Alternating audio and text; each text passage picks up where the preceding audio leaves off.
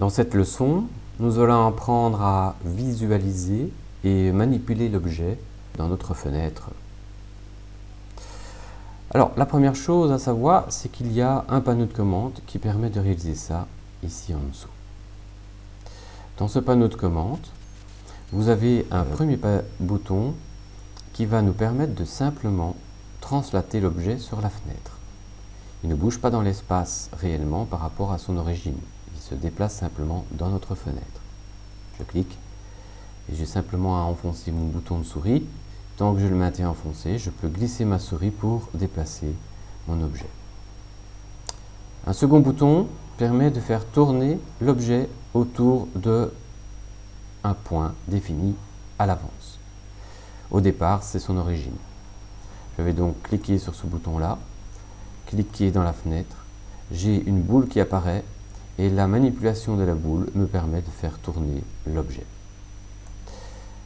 Toujours dans les boutons, vous avez les zooms avant, les zooms arrière.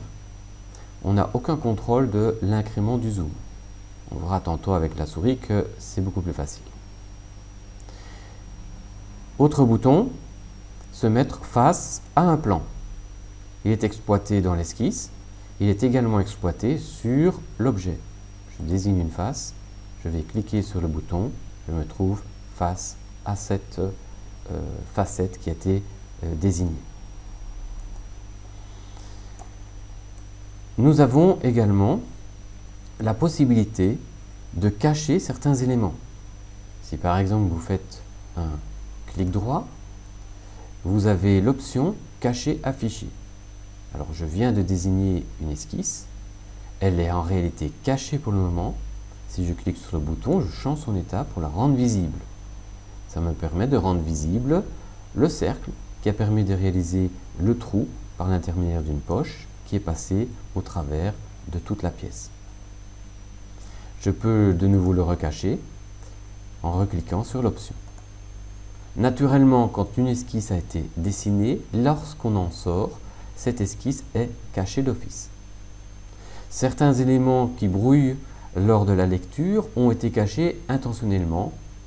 Par exemple ici les plans, je les ai cachés par la suite pour qu'ils ne me dérangent pas. Je peux en faire une sélection multiple, clic droit, cacher, afficher, pour revoir les différents plans orthogonaux qui ont permis de débuter la construction de l'objet. Je peux les recacher en refaisant une sélection multiple, cacher. J'ai fait un clic droit avec la souris. Je pouvais également demander de cacher avec ce bouton-ci. Donc si je désigne l'esquisse 2 qui a permis de faire les plaques, je clique, je fais cacher et je vois ainsi maintenant l'esquisse. Je refais, je sélectionne, je refais cacher et je les recache.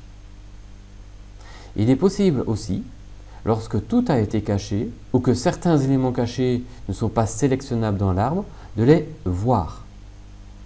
Pour cela, vous avez un bouton ici qui permet de passer du monde des éléments visibles vers le monde des éléments cachés. Rentrons dans cet espace des éléments cachés. Voilà. Et effectivement, l'on voit maintenant les différentes esquisses qui ont été cachées en automatique ainsi que les plans que je me suis amusé à cacher. Recliquer sur le bouton permet de retourner dans l'espace des éléments visibles. L'espace des éléments cachés est un espace sélectionnable. Je peux donc désigner un élément et lui demander de changer d'état. Je vais donc retourner dans les éléments visibles. Normalement, maintenant, l'esquisse cercle qui a permis de faire la première extrusion est visible. On va le recacher. Voilà pour la première chose. Maintenant, il est possible d'agir sur l'arbre en lui-même. L'arbre, vous pouvez avoir envie de le déplacer. Il suffit de prendre une branche. Si vous cliquez une fois sur la branche, vous sélectionnez cet arbre. Vous voyez que votre modèle devient beaucoup plus gris. Il n'est plus manipulable au niveau de la visualisation. Mais par contre, je vais pouvoir faire un zoom avant ou un zoom arrière de mon arbre pour le rendre plus ou moins important. Comment revenir au zoom sur la pièce? Il suffit simplement de débrancher la sélection en cliquant sur une branche blanche de l'arbre. Voilà. Et maintenant, si je refais un zoom, cette fois-ci, le zoom agira sur notre piston. Toutes ces manipulations peuvent également se faire avec la souris. Avec la souris, il faut bien retenir, vous avez d'abord la translation. C'est le bouton du milieu enfoncé, qui est parfois la molette. Donc une fois que ce bouton du milieu est enfoncé, vous pouvez déplacer votre objet tant que c'est enfoncé. Je lâche. Si maintenant vous combinez le bouton du milieu ou la molette avec le bouton de droite, à ce moment-là, vous avez accès à la rotation de l'objet. Je vais tourner l'objet. Vous remarquez qu'il tourne autour d'un point qui a l'air assez arbitraire, mais ce point de rotation peut être sélectionné. Il suffit dans un premier temps, avec la molette, le bouton du milieu, de sélectionner un organe, n'importe lequel, une droite, une surface. Il va en prendre le centre et il va le définir comme centre de rotation. Je vais le désigner ici, voilà. Et maintenant, j'ai mon centre de rotation à l'endroit du clic. Dernier bouton plus compliqué à comprendre, c'est le zoom avant et arrière. Il faut enfoncer le bouton du milieu ou la molette et changer l'état de la fonction par un petit clic à droite. Regardez bien, le curseur va changer quand je fais mon clic. Clic, voilà. Maintenant, le bouton milieu étant toujours enfoncé, la fonction a changé et c'est un zoom avant-arrière. Donc, suivant que je glisse ma souris vers l'avant ou vers l'arrière sur ma table, j'arrive à faire un zoom qui est cette fois-ci progressif.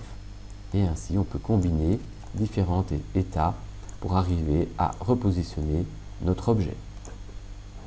Sachez enfin que quand vous travaillez sur une esquisse, je vais en prendre une, le logiciel se met bien en face de notre face sur laquelle on travaille, c'est-à-dire l'esquisse, mais en fait, l'objet est toujours là. Si je vais donc faire une rotation par exemple, j'aperçois l'objet qui existait et sur lequel j'ai posé mon esquisse. Pour revenir en face donc de l'esquisse, n'oubliez pas, il existe le bouton vue normale, donc face à la facette sélectionnée, c'est-à-dire l'esquisse ici, je clique et il se remet bien face à cette facette. Une dernière chose, si vous n'apercevez pas votre modèle dans la fenêtre, c'est que vous avez dû réaliser un zoom à un endroit où il n'y avait rien. Vous devez d'abord vous assurer que l'arbre est rempli. Si effectivement l'arbre est rempli, la seule chose à faire est simplement de cliquer sur le bouton « Centrer tout ».